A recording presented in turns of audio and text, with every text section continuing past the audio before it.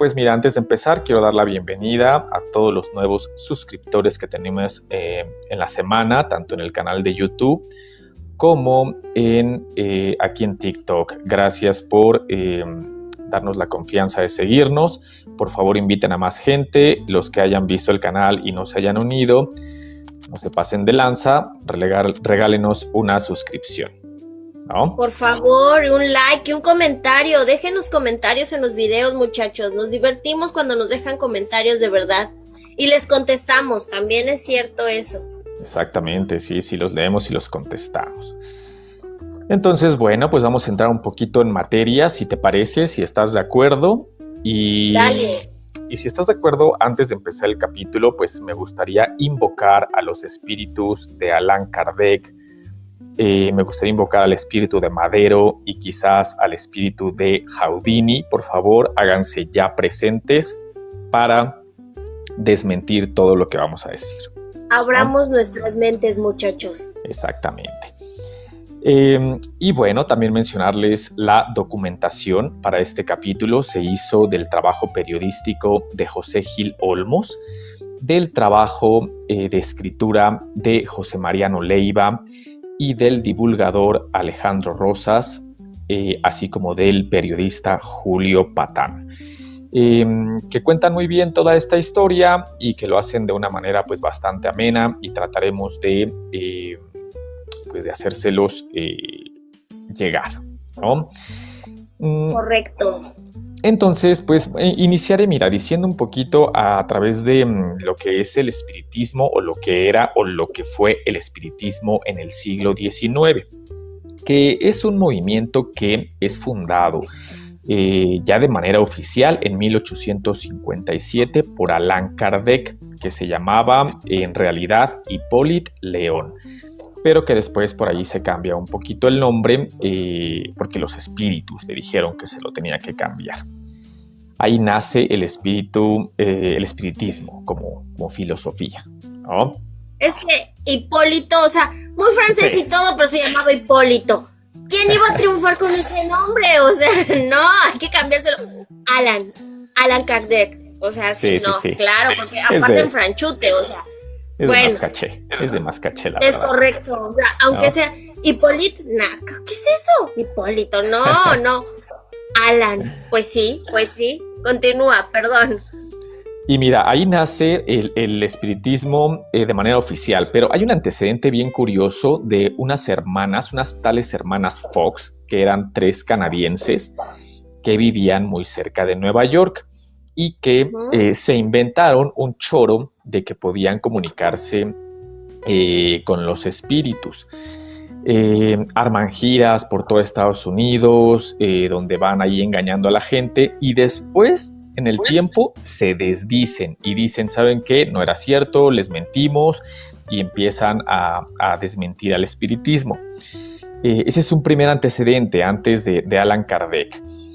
Este movimiento del espiritismo tiene gran auge en todo el siglo XIX, sobre todo a partir de la segunda etapa del siglo XIX, y se empieza a llenar de muchos seguidores. Hay mucha gente que lo empieza a adoptar, tiene muchos adeptos.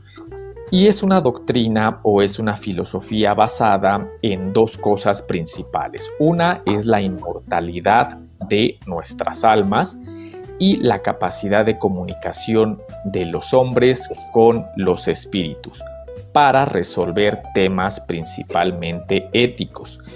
Muchas veces pensamos que comunicarnos con los espíritus pues es para preguntarle, oye, dame el número del melate, ¿dónde está el dinero del abuelo? Pero en ese tiempo no era así, era para resolver temas éticos, o por lo menos eso era lo que te contaban. Y fíjate, tiene unos practicantes famosos que no te lo creerías, ¿no? Desde Gandhi, Hitler, Churchill, Reagan, Fidel Castro, practicaban todo este tipo de filosofía, y la lista puede ser enorme. O sea, hay una cantidad de gente enorme que lo practicaba, que tomaba decisiones políticas, que decía sí vamos a la guerra, no vamos a la guerra, a través de prácticas espiritistas y esotéricas. ¿Qué te parece? Me parece súper, no sé si decir súper jalado, no sé cómo, porque el que los espíritus te digan, porque había generales que era así de no, a ver, espérense, la batalla, aguanten tantito, se iban con su ouija, con sus cositas así, el lápiz o lo que apuntara, y era, ¿cómo ven la batalla? No puedes ir porque no vas a salir victorioso, paren todo, no vamos a nada y todo se detiene hasta que aquí me digan que vamos a ganar. Y entonces todos se detenían, no manches. No, sí, hombre. o sea, te digo que tomaban ahí decisiones políticas mediante algunas prácticas esotéricas y de espiritismo. Hay una anécdota que no quisiera dejar de contar de dos personajes que todos conocemos muy bien. Una es, la anécdota es de los dos, es de Conan Doyle y de Houdini. Todos ubicamos a Conan Doyle porque es el escritor de las aventuras de Sherlock Holmes.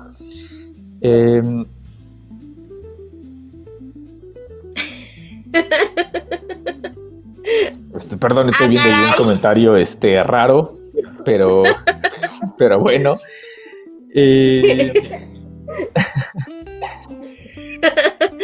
Mira, a mí me revelan que yo cantaba en los camiones y mira tú lo que te están diciendo. Lo que nos andamos encontrando, ¿no? Entonces, bueno, genial la interacción aquí con la gente. Te decía, entonces, Conan Doyle se volvió súper fan del espiritismo y de una corriente espiritista que tomaba fotos y supuestamente captaba fantasmas, pero después le cayeron en la movida, y uno de los que le cae en la movida es Houdini, porque Houdini conoce a Conan Doyle y resulta que el hijo de Conan Doyle había muerto y la madre de Houdini había muerto. Y como Conan Doyle se había puesto a practicar el espiritismo, le dice a Houdini, oye, mira, yo puedo hacer comunicaciones con tu mamá y no sé qué, vamos a intentarlo. Y Houdini dice, va. Bueno. Y asiste a algunas de las sesiones de Conan Doyle. Y asiste a tal grado que de repente en una de ellas transcriben supuestamente una carta de la madre de Houdini que le escribe en ese momento. Houdini ve la carta estaba escrita en inglés, resulta que la mamá no hablaba inglés, resulta que tenía símbolos católicos y la mamá no era para nada católica. Houdini se va totalmente desencantado y empieza una campaña para desmentir a Conan Doyle. Y bueno, pues eso sería como el primer acercamiento que tenemos al espiritismo. ¿Qué te parece? Mira, ¿quién lo diría? El Houdini, en lugar de escaparse, atrapando al charlatán. Bueno, ¿qué te puedo decir? ¿Tú crees en estas cosas? No, ya sabes que no, ya sabes que yo soy escéptico totalmente. Pero mira, fueron a más, porque Houdini le dice a su esposa, el día que yo muera te voy a dejar 10 palabras y me tienes que invocar para ver si es cierto. Y entonces pasa que Houdini muere y la esposa lo invoca y contrata a muchas gentes para invocar al espíritu de Houdini y pues total, que nadie pudo dar esa clave de 10 palabras que habían acordado ellos, y pues ahí se demuestra un poquito esta no comunicación con el espíritu. Es que, yo digo que no todos los espíritus pueden comunicarse, pero yo digo que sí hay algunos que sí. A mí me han pasado cosas, no quiero venir a presumir, pero yo sí he escuchado que me hablan o que me tocan así en el hombro. Pero no quiero venir aquí a darme las de yo soy la medium escritora como Panchito Madero, pero pues yo digo que algunos sí, a lo mejor no todos, pero pues no sé. Eso sí, obviamente jamás me vas a ver poner mi letrero de se invocan espíritus, porque pues no manches, ¿no? Eso sí es charlatanería, pero bueno, no sé. En fin, yo sí más o menos creo en eso. No en todo. Bueno, pues mira, eso se resuelve muy fácil. Yo te voy a prescribir un poquito de valproato de magnesio para acomodarte la mentalidad, ¿no? ¿Ustedes qué creen, No soy una estimados? loca. ¿Ustedes qué creen, estimados cenicientos? ¿Los espíritus se pueden comunicar con nosotros? Amante PC, que andabas dejándonos aquí comentarios bonitos y lindos, ¿tú qué opinas? Ojalá que sigas por acá. Esperemos, o sea, a ver qué dice tu exnovio, porque mío no Exactamente, es. ¿no? Le dice ese morro, era mi novio. Es que, o sea, no sé si quieras que lo lea porque ya nos reímos bastante ese comentario y no dijimos qué decía, entonces no sé. Léelo, por mejor favor. no. Ok, dice, Amante PC nos cuenta su experiencia. Dice, este morro era mi novio, solo que lo dejé porque me dejaba el tronco bien apestoso. Entonces... Pues bueno, los comentarios lindos de la comunidad. Se les aprecia cualquier tipo de interacción, ¿no? Pues bueno, finísima persona. Pero mira, vamos avanzándole al tema y entonces, ya que hablamos un poquito de lo que es el espiritismo, vamos a hablar de cómo llega a México. Resulta que a México llega a la ciudad de Guadalajara en 1869 con un tal general Refugio Indalecio González, que era un general liberal de la época de tu amigo Don Maxi. Él estuvo ahí participando junto con Don Maxi. Don Maxi, my love.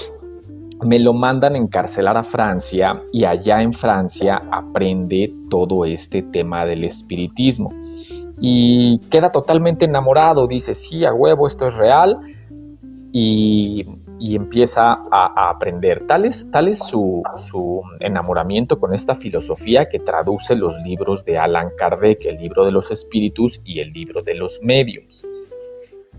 Total que en el 69 llega con esta filosofía a México y para 1870 funda la revista La Ilustración Espírita. Luego en 1890, junto con Víctor del Villar, fundan ya en la Ciudad de México de aquel entonces un centro de investigación y estudios psíquicos.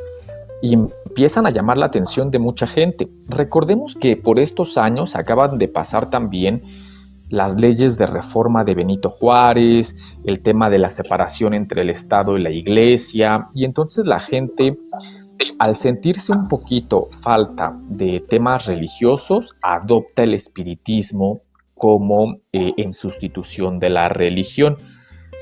Y para 1906 van a lograr el primer congreso espírita, que por ahí leí que estuvo inaugurado por el mismísimo Don Porfi. Luego también Madero va a hacer algunos congresos. Y tiene mucho auge en México, tiene muchos seguidores a partir del 69 y para llegar a 1900 hay muchos seguidores del espiritismo. Sin embargo, ya para cruzarle al siglo XX empiezan a suceder un par de cosas importantes. El espiritismo se empieza a tornar un poco político. Y entonces aparecen dos personajes relevantes. Uno es la llamada Santa de Cabora, que su nombre real era Teresa Urrea, y a la cual se le adjudicaban poderes místicos, esotéricos, espíritas. Y en la población de Tomochic o Tomochic, en 1891 va a empezar a levantar las primeras rebeliones contra el gobierno de Porfirio Díaz. De hecho, Porfirio Díaz manda fuerzas federales para esa población. Y el segundo personaje relevante es nuestro buen amigo Francisco Madero, que nace en Parras, Coahuila, en el año de 1873. ¿Qué te parece la llegada del espiritismo a México? Mira, como bien dices, llega a Guadalajara, tiene su auge entre la clase más acomodadita y empieza a esparcirse como reguero de pólvora. El papá de Madero es el que empieza a leer las revistas, que se llama... no tengo el nombre, perdóname. Pero él encuentra las revistas del papá de encuentra las revistas de su papá. Y es el primer acercamiento que él tiene con ese tipo de cosas, con el espiritismo y eso. Ahora, su hermano Raulito tiene un accidente en su hacienda. Él está jugando con un palo ahí cerca de la lámpara de aceite, le pega un madrazo a la lámpara se le viene encima y él muere calcinado. Entonces, bueno, a partir de ahí Madero, pues con las revistas del papá, con el hermanito pues muerto y todo, empieza a querer como comunicarse, ¿no? Él, bueno, todos sabemos que Madero era de una familia bastante bien acomodada, o sea, no era como que prole ni nada. Entonces el güey andaba viajando todo el tiempo por el mundo. Llega a París y en París pues se encuentra igual que hay muchos centros donde hacen sesiones espiritistas y todo. Y resulta que él dice, pues yo quiero entrar también, ¿no? A ver qué pasa. Y le descubren el don de que él es un medium de los que escribe. Sí. Si han visto la película de Los Otros, es lo que hace la señora, la viejita, que está escribiendo lo que los niños dicen y otra persona está leyendo, porque ella está como en trance. El chiste es que Madero es así, entra en trance y tras, empieza a escribir, ¿no?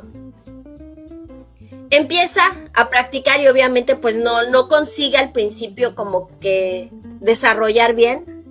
Y ya después de varios intentos, empieza a sentir cómo de repente su mano se mueve solita y empieza a escribir, ¿no? Y lo primero que escribió fue, ama a Dios sobre todas las cosas y a tu prójimo como a ti mismo. Algo bastante espiritual, bastante bíblico, bueno. Total, que Madero era un junior mexicano.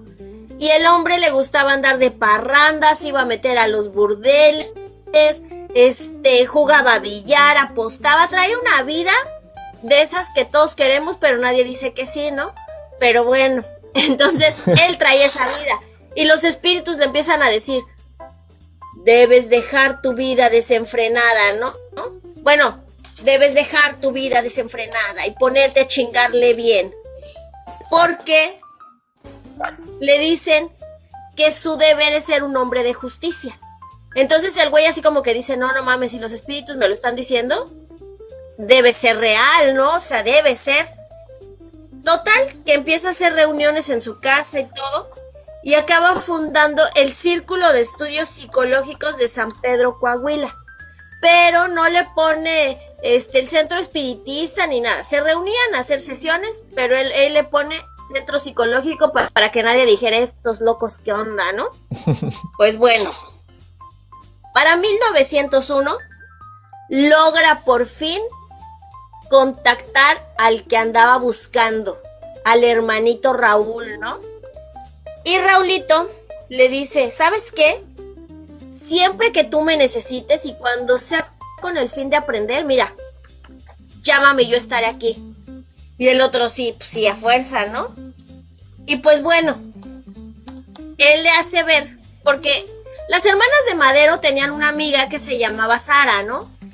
Y pues ellos anduvieron, pero como Madero andaba en la vida loca, Sara así como que terminan y ya, y Raulito es el que le dice, y ahora por andar en tu desmadre, ya perdiste el amor de tu vida y te vas a quedar solo,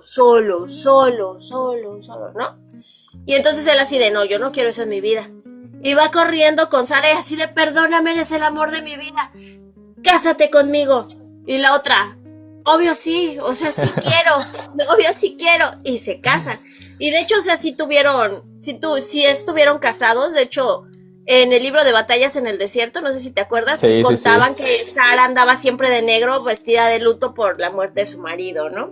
Y le ponían así esto, o sea, le hacían travesuras.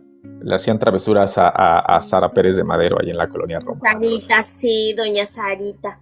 Pobrecita, y nunca tuvo hijos. Bueno. ¿Será que el Madero no tenía sábila o qué? No, lo que pasa es que Madero dejó todos los cartuchos en los burdeles y se los acabó. Entonces. La savia de ese Madero no pegaba. Sí, no. Bueno, pues total que en una de sus sesiones contacta a un tal Florencio Lira. y le dice que no es justo que la gente se esté muriendo de hambre y de frío cuando él puede hacer algo por ellos, ¿no? Y entonces Madero empieza así como que, pues sí, o sea, sí tengo que hacer algo y así, ¿no? Y llega un punto en donde la mamá de Panchito se enferma. Y él así de, híjole, o sea, la medicina, ya sabes, no le hacía nada, la señora peor. Y él empieza, pues, ¿sabes quién me va a ayudar? Mi brother, el Raulito. Entonces va, le habla, lo contacta y Raulito le empieza a decir, ¿sabes qué? Agua magnetizada, y le empieza a dar sus recetas y logran salvar a la señora. Yo no sé si fue la medicina, yo no sé si fue Raulito, pero la señora se salvó. Y pues obviamente Panchito fue así de, obvio, esto sí sirve, o sea, fue porque yo lo que yo hice, las recetas que me dio Raulito aquí en mi oído, ¿no? Soy el elegido. Es correcto. Pues resulta que también para sus ideas políticas hablaba con otros espíritus. Y uno de esos espíritus es el enemigo número 1 de esta servidora, don Benito Juárez. Pero bueno, eso solo creemos porque hablaba de liberación y de la república y del bienestar social y y solo firmaba como BJ. Así es. Entonces sí, pues Madero dijo, no, sí, o sea, BJ habla de la república. O sea, ¿quién más puede ser? Juárez, Benito Juárez, obviamente, ¿no? Y al final resulta que hay otra entidad que entra y empieza a hablar con él, y esta entidad es la que le dice, a ver, tú estás destinado a la grandeza, ¿no? Tú estás destinado a ser quien liberará al pueblo. Tú vas a ser el que lleve la transformación de este país. Esa otra entidad se llamaba José Ramiro, y hay quien dice que era o su abuelo o su tío. Sí. Entonces, y resulta que este José Ramiro le dice, ¿sabes qué? Díaz va a dar una entrevista a un periodista que se llama Krillman. Entonces, él va a decir ahí que va a dejar la presidencia en 1910. Esa va a ser el pie para que entres y hagas tu desmadre.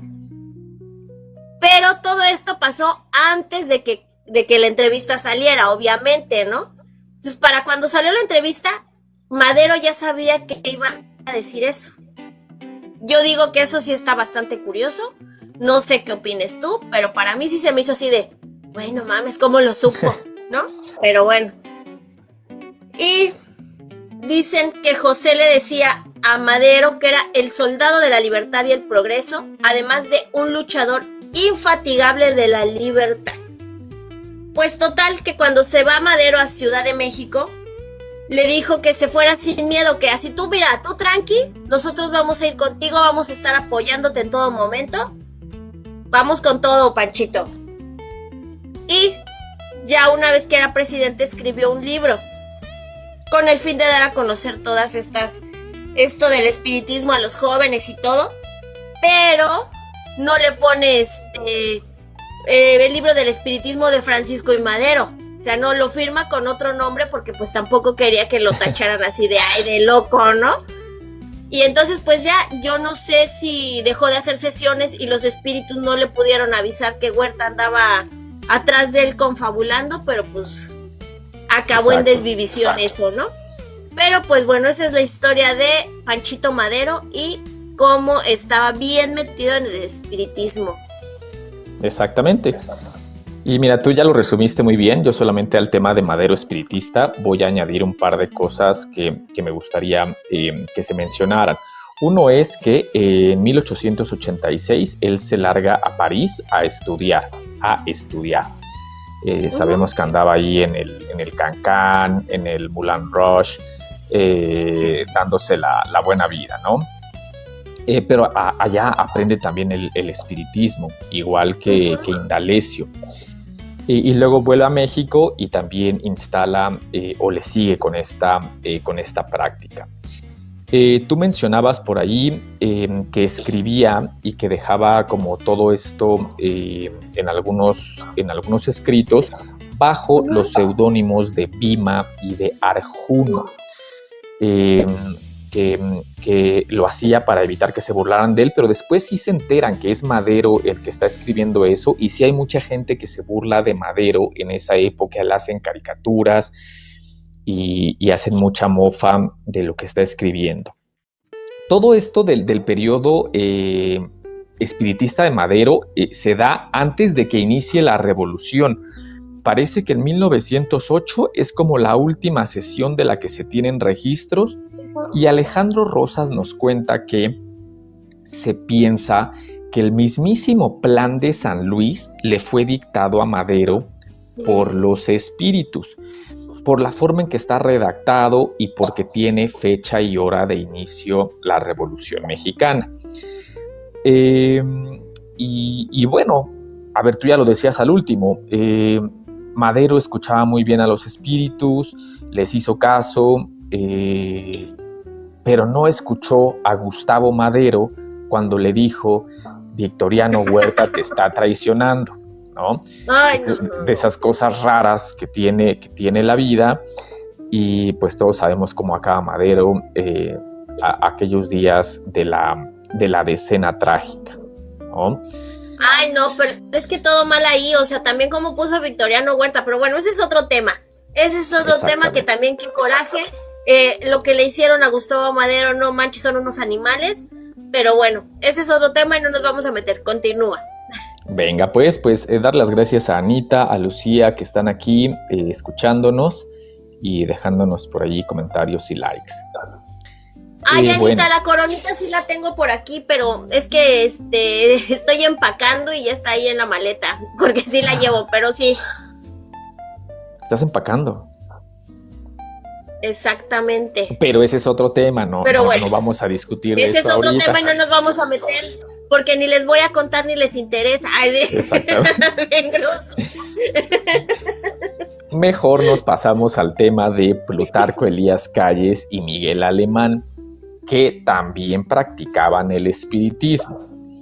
Miren, don Plutarco Elías Calles, que gobernó el país del 24 al 28, era el gran comecuras de la historia mexicana, el antirreligioso, el yo no creo en esas chingaderas, y pues tal fue todo su desmadre, que desemboca en el tema de la Guerra Cristera, que ese es otro tema que algún día también abordaremos.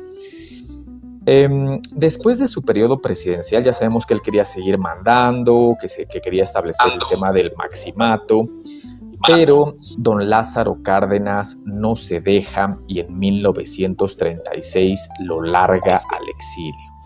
Me encanta esa palabra de lo larga, porque así lo decían los libros de la SEP cuando éramos niños, lo larga. Lo larga. Y entonces ya, Elías Calles se va al exilio, pero para 1941 regresa. Manuel Ávila Camacho le permite regresar, ¿no? Y entonces regresa en el 41 y Elías Calles muere en el 45. Estoy estableciendo como el contexto de fechas para que entendamos en qué tiempo vamos. Es importante porque Plutarco regresa y ya está muy enfermo. Él padecía de tuberculosis y en su última etapa de la vida de tuberculosis ósea. También por ahí tenía algunas afecciones abdominales y dicen que hasta lepra. Dicen que de la lepra se fue a atender con el niño Fidencio allá en Nuevo León, ¿no? O sea, el señor que no creía en nada y que era totalmente antirreligioso termina atendiéndose con el niño Fidencio, y a partir de 1941 empieza a asistir a reuniones espiritistas.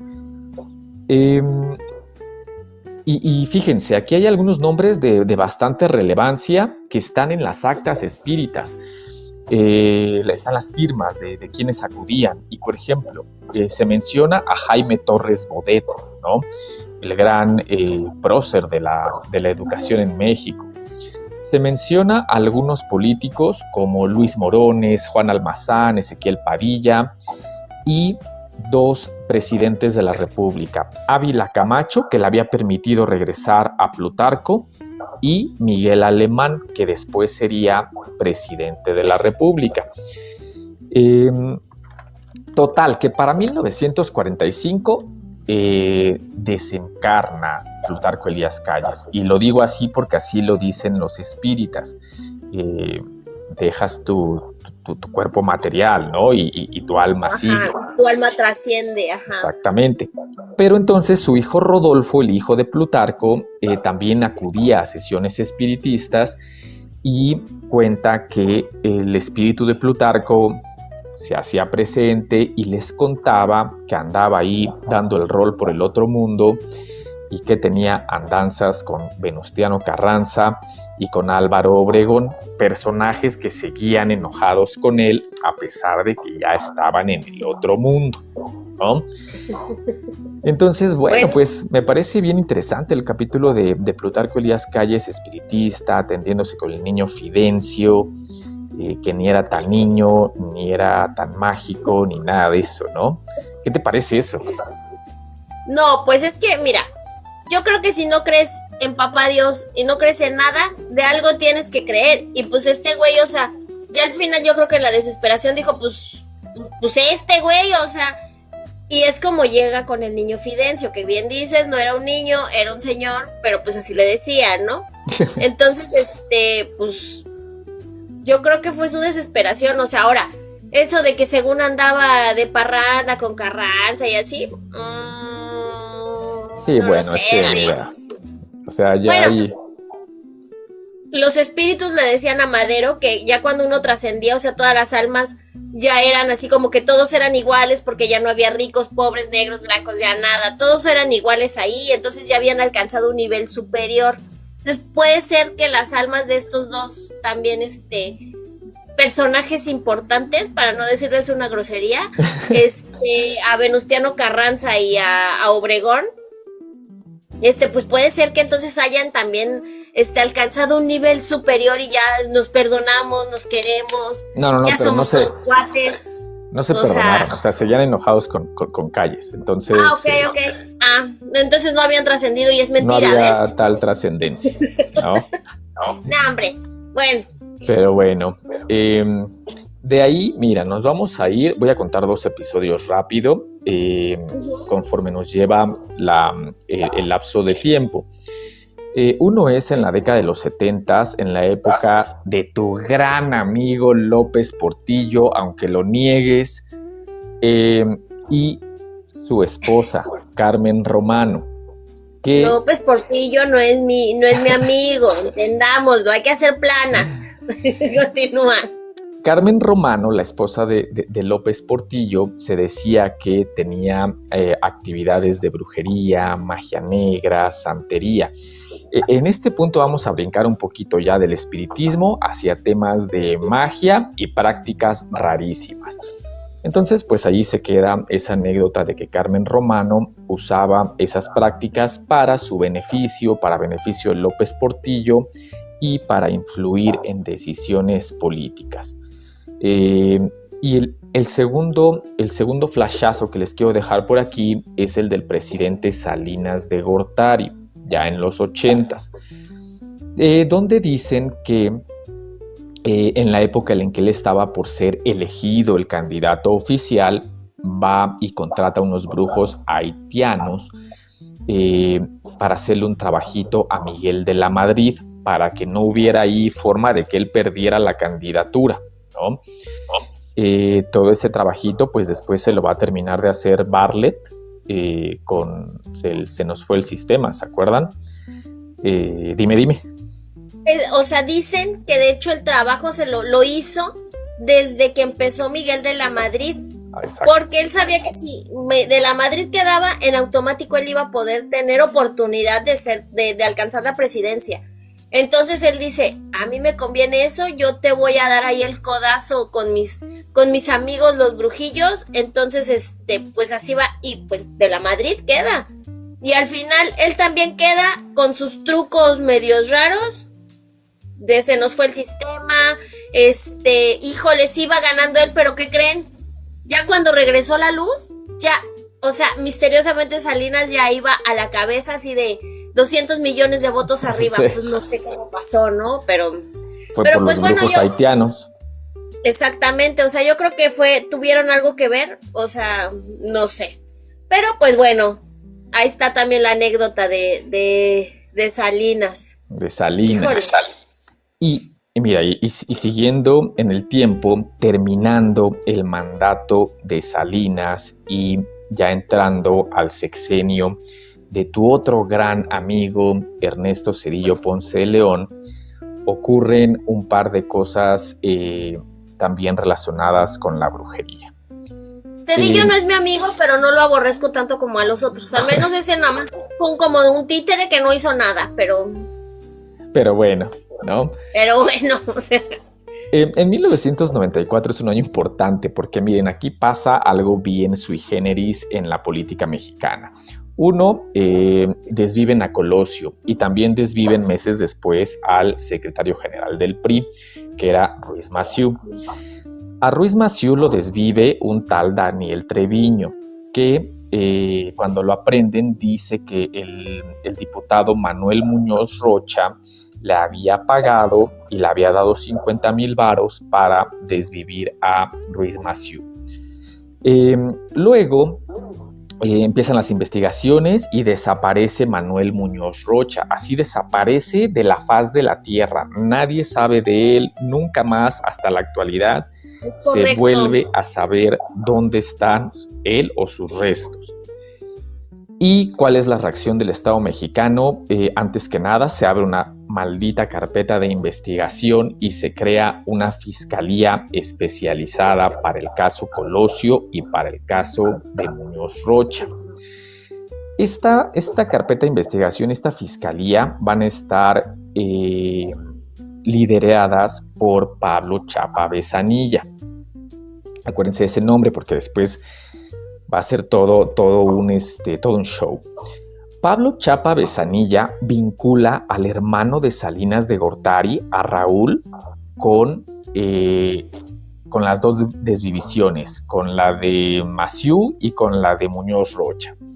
Uh-huh. Y en 1996 contratan a Francisca Cetina, una tal Paca, para resolver el crimen, ¿no?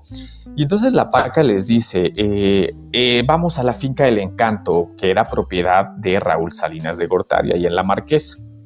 Y les dice, porque ahí hay un cuerpo. Y hasta me acuerdo, ¿no? De las cámaras y de la Paca ahí caminando y como entrando en el trance. Sí, no, horrible, o sea, horrible. Y total, llegan a la finca del Encanto, hacen todo un show, Chapa Besanilla ya arrodillado en las excavaciones y el equipo ahí según de los forenses buscando y que sí encuentran un cuerpo y la Paca dice, es Manuel Muñoz Rocha. Y la fiscalía dice, ya encontramos a Muñoz Rocha. Después, a ver, perdón, o sea, 3 segundos de paréntesis, perdón por interrumpirte, pero, o sea, ¿no se les ocurrió que iban a hacer análisis forenses? Bueno, exacto, continúa. Fíjate, es que hacen análisis forenses, pero los análisis forenses, en vez de darles la razón, o sea, ahí alguien los traiciona y les dicen, no es Muñoz Rocha, es un tal Joaquín Rodríguez, que resulta ser consuegro de la Paca. A ver, o sea, ¿cómo llega el consuegro de la Paca a la finca del Encanto, propiedad de Raúl Salinas?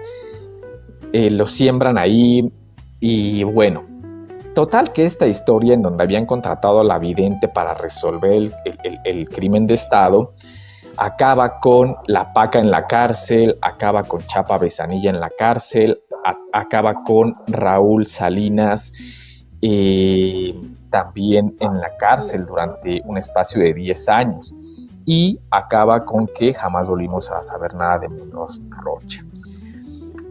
Increíble, ¿no? O sea, increíble que ese nivel de teatritos, de decir voy a contratar a una vidente, sea lo que nos tragamos como ciudadanos. Ajá, y lo aceptamos como que no manches, sí es cierto, sí, o sea, no, sí, mira, O sea, yo también me acuerdo de eso de la otra, así como que... Sí, es que esa es la imagen que me viene a la Aquí, mente. excaven aquí, Sí, ¿no? sí, sí. Y a los otros ahí. Y de repente paren, párenle, espérense. ¿Qué es eso? Una bolsa. A ver, quiero ver qué hay. Y abren, y los huesitos de un difunto, ¿no? Y todos así de... Y el Chapa Besanilla con su cara de... A huevo lo A huevo. logramos. Sí, o sea... Ay, no. No, qué horror, de verdad, qué horror. O sea, Pues solo a sí, ellos sí. se les ocurre. O sea... El otro caso en el sexenio de Zedillo es el de Elba Ester Gordillo, que mira, hasta riman, ¿no? Sí. Porque se cuenta, a ver, esta parte sí entra en el dicen, porque pues es tan bizarra y tan absurda que no podríamos hablar de que sí, la documentamos perfectamente. Esto entra en el tema del dicen, ¿no? Cuando Zedillo toma el poder, se supone que le avisan a Elba Ester, que ya saben que ella estaba al frente del Magisterio de Educación, y le dicen, exactamente, entonces le dicen, te vamos a auditar porque hay cosas raras. Y entonces Elba Ester dice, caray, no, me voy a ir a Marruecos para que me hagan un trabajito y poder evitar eso. Y en Marruecos le dicen, híjole, esto está fuerte, necesitas irte con tal persona en Nigeria. Y entonces se va a Nigeria, paga $45,000 por un trabajito en donde se sacrifica a un león y después se le pone la piel del león a la profesora Elba Ester y ella adquiere poderes. Y cuando va de regreso ya a la Ciudad de México, le habla a Zedillo y le dice, de momento todo bien, no pasa nada, estamos chévere y no te vamos a auditar. Pero mire, el trabajito le salió caro, pero no le funcionó, porque después otro de tus grandes amigos, Peñita, sí lleva a la cárcel a Elba Ester. Bueno, no sé si Peñita. Sí extraño, ¿no? Lord Peña. Perdón. Mira, en el Él nos hacía sexenio, reír. exacto, en el sexenio de Peñita se va la profa a Santa Marta, Catitla. Y recordemos ahí todo. Dime. Bueno, sí, o sea, pero de momento sí le funciona. O sea, no, mira, sí. Como bien dices, el ritual de León, o sea, yo estuve escuchando estos días y el ritual está de no manches. O sea, yo escuché que fue como de $1,000,000 lo que le costó a la señora. Porque, no. La bañan con el líquido rojo de león, le ponen su piel y se supone que, o sea, la persona a la que le hacen este trabajo tiene que ser muy fuerte porque si no lo aguanta. Y dicen que la señora se desmayó 2 veces durante todo el ritual. Porque fue un ritual largo que no vamos a entrar en detalles porque es bastante fuerte. Pero se desmaya ya cuando ella va de regreso así de pues que el Zedillo ya le iba a aplicar cuchillo porque pues sabemos que era el negocio de las plazas de los maestros, todo lo que hacía con el toda la porquería que traía la mujer. Y que sigue, ¿no? O sea, la verdad. Así es.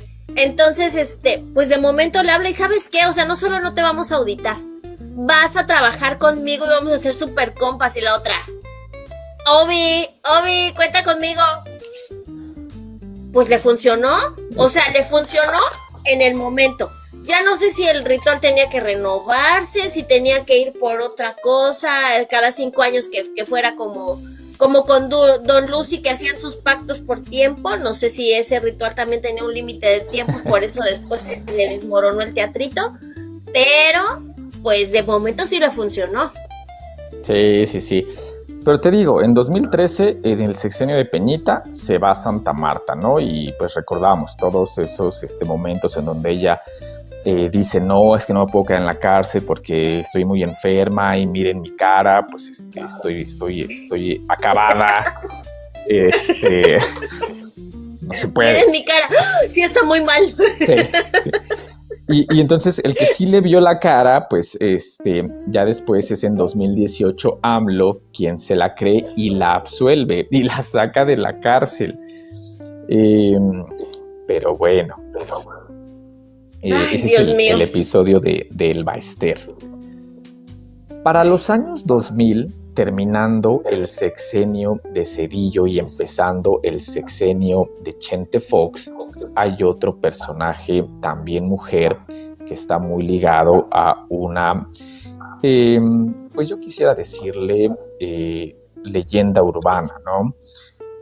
Martita Sagún de Fox, que comentan que acude a un tal padre Campos, que era santero cubano, en la época en que ella era vocera de la presidencia. Acude con él para pedirle el favor y el trabajito de que le ayude a casarse con Fox. Total que el padre Campos le hace varios trabajitos al presi que no funcionan. Dicen que le cobraba entre 5,000 y 10,000 varitos por trabajo, pero no funciona. Y entonces Martita le dice, oye, ¿sabes qué? Ya, o sea, necesito que esto funcione. Y entonces le dice el padre, bueno, te voy a cobrar 20,000 varos y un departamento por Tlatelolco, pero necesitamos un trabajo más efectivo. Y entonces hacen una poción, fíjate, con los cabellos y ay, para que no nos bajen aquí el capítulo, el líquido rojo, la blood de Martita, ¿no? Y pues, quién sabe qué otro tipo de secreciones, a lo mejor por ahí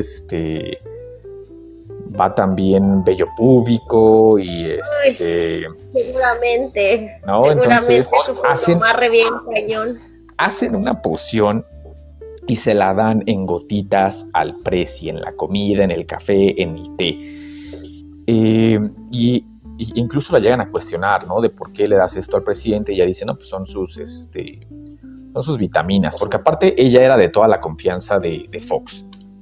Pues sí, total, claro, que el trabajito funciona y el 2 de julio del 2001 se casan y finalmente logra su cometido la Martita. Y entonces ahí cuenta, ¿no? Ella empieza a tomar mucha relevancia y también crece desmedidamente su familia, ¿no? Ya sabemos los negocios de sus hijos, ella misma, y que incluso se llegó a hablar de que ella tomaba las decisiones presidenciales al mero estilo de Carlota de Bélgica.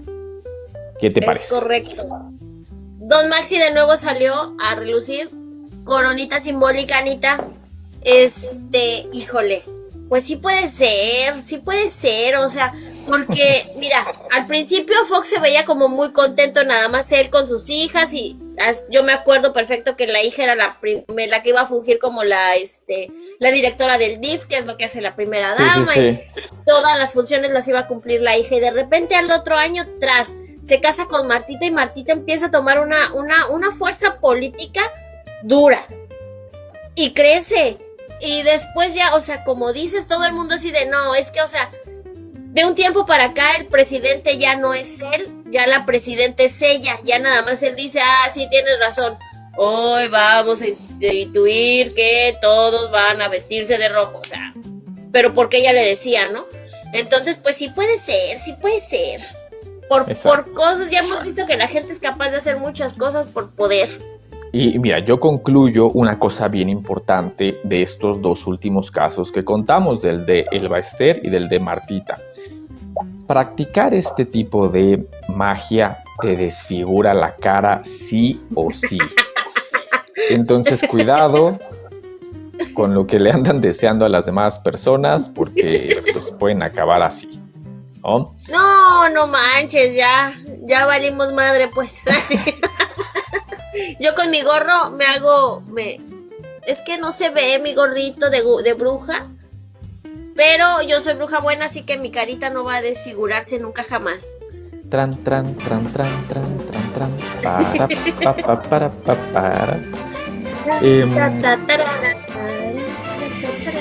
¿Esa era bruja? No era bruja, era mi bella genio. Mi bella genio, no era bruja. Sí, no, para nada que ver con mi cancioncilla. No, bueno, pero entendimos la magia, la referencia a la magia. Puede ser, puede ser. Pero bueno, entonces ya para cerrar este capitulillo, voy a mencionar rapidísimo que en la actualidad pues, nos siguen aplicando ese tipo de prácticas y nos las seguimos creyendo. El 1 de diciembre de 2018, el día en que toma posesión nuestro querido presi, líder, amado, Don AMLO, también le aplican una limpia ahí en el Zócalo y le pasan la hierbita y el saumerio y el copal, el humito, le pasan un huevo, todo el ritual, ¿no? Y después la presi pues también lo va a repetir con ese tema del bastón de mando y cosas de ese estilo, ¿no? Por cierto, saludos a la presi que acaba de sufrir ahí una eventualidad importante en su vida política. ¿Qué? ¿No ¿Por viste? qué? ¿No viste el arrimón que le dieron? No. ¿Cómo crees? Búscalo. ¿Quién fue el valiente? Pues ahí está el video y todo, pero le pusieron un arrimón de aquellos, pero bueno. Ay, no, perdón, Pues, no me estoy riendo de eso, muchachos, no se vayan a enojar y se vayan a indignar, porque cómo se está riendo de que le están... O sea, sí, no, soporten. es que mira, exacto, o sea, cómo no te puedes indignar de eso y no de los niños que no tienen medicamentos para el cáncer y las madres buscadoras y todo eso. Pero bueno, no vamos a caer en ese tipo de plática de momento. Pues bueno, ahí está el capítulo del espiritismo y la magia en la política mexicana. ¿Se acuerdan ustedes de otro caso? Algo que se nos haya ido por ahí en alguna otra época. Les digo que está lleno, la documentación está lleno de personajes que uno no creería, pero practicaban cierto tipo de espiritismo o de esoterismo. Sí, pues dicen que ahorita, o sea, desde López Obrador y ahorita con la Claudia, perdón, dicen que, o sea, que le practican duro, o sea, que hacen sus rituales y que en Palacio Nacional la hacen, y que de hecho hace poco en la Cámara de Diputados igual hicieron un ritual con una gallina y no sé qué, no puede ser esto posible, Dios mío, o sea... Bueno, pues por eso es lo que votamos y pues ahora... nos aguantamos porque aparte de votar por ellos, no conformes con eso, les seguimos tributando. Pero bueno. No nos queda de otra y mira, yo voy a decirlo siempre, a la Claudia nos la pusieron porque ya había mucha gente que no quería que siguieran, pero yo no sé, ahora sí no me quiero meter en problemas grandes, muchachos, pero... Pues es la verdad, o sea... Pues nada. Cuéntenos en los comentarios qué experiencia han tenido ustedes con el espiritismo, con la magia, con el esoterismo. Y pues con mucho gusto los leeremos y les daremos nuestra opinión. ¿Vale? Sandy, ¿cómo te podríamos encontrar en redes? Espera, ¿quieres que te cuente una experiencia mía con el espiritismo? ¿Sí? Venga. Mira, cuando yo estaba en la secundaria, tenía la muy mala costumbre de andar jugando a la ouija, ¿no? Ya sabes. Y tenía mi triángulo y todo, mi tablero y así. Y entonces a mí me gustaba un muchachito que se llamaba, un muchachito que me gustaba Fermín. mucho. No se llamaba así, pero así le diremos, Fermín. Ajá. Entonces Fermín siempre usaba Silky One, era un perfume, ya todos conocemos cómo huele, ¿no? Y entonces yo le preguntaba a mi tablero, ¿no? Así de, querido tablero, ¿será que yo le guste al tal Fermín? Sí, y yo, ¡oh! No puede ser, me dijo que sí, ¿no? Y yo ahí toda estúpida, así de, querido tablero, dame una prueba de que sí le gusto al tal Fermín. Ok, ya sé que no me vas a creer, pero tengo testigos de que las manos me olieron a Silky One 3 días seguidos, aunque me los lavara. Uy, pues que le agarraste. No le agarré nada, ¿Qué no le agarraste nada del tal Fermín. al tal Fermín? para que te impregnara durante 3 días. 3 días olía a Siki Wani así de, mira, es que, ¿a qué huelen mis manos? Y mi amiga Vania de la secundaria, amiguis, te huelen al perfume de Fermín. Fermín. ¿Qué hiciste? Y yo así de, güey, he estado contigo todo el día, o sea, desde ayer me huelen las manos y me quedaron como 3 días oliendo las manos al perfume del tal Fermín. Bueno, pues a lo mejor también tú, igual que Martita, hiciste tu poción y se la... No, yo no hice nada de pociones ni nada, pero juro que sí pasó eso, juro que sí pasó, muchachos, lo juro. Pues mira, la verdad es que yo nunca he tenido ninguna sesión espiritista, nunca me ha pasado nada de ese estilo, nunca he invocado a nadie, hasta el día de hoy que invocamos a Madero, a Jaudini y a... ¿cómo se llamaba? Hipólito. A Hipólito, y no se aparecieron. Entonces, pues bueno, ahí está nuestra prueba de que el espiritismo no jala. Pero bueno, Fermín es la prueba. Fermín no dice lo mismo. Fermín es la prueba de que sí. Es correcto. El perfume de Fermín en mis manos sin que yo lo haya tocado es la prueba fehaciente de que eso sí existe. Punto. Se cierra la investigación. Excelente. ¿Y sabe qué? No se deje, ¿no?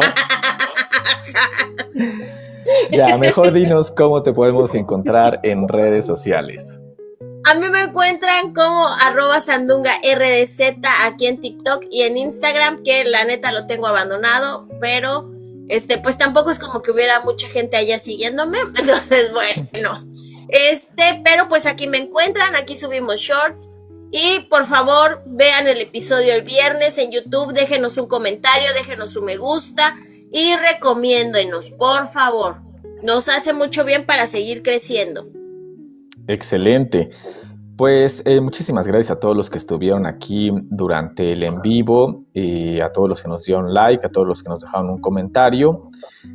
Nos vemos la próxima semana con algún otro capítulo.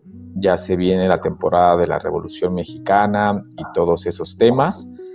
Pero bueno, veremos qué abordaremos durante esta semana. Es correcto. Venga, pues. Ya veremos qué nos depara el destino. ¿Qué nos dicen los espíritus de qué hablaremos? Exactamente. Pues cuídense mucho, estimados cenicientos. Nos vemos la próxima. Hasta la próxima semana. Bye. Chao.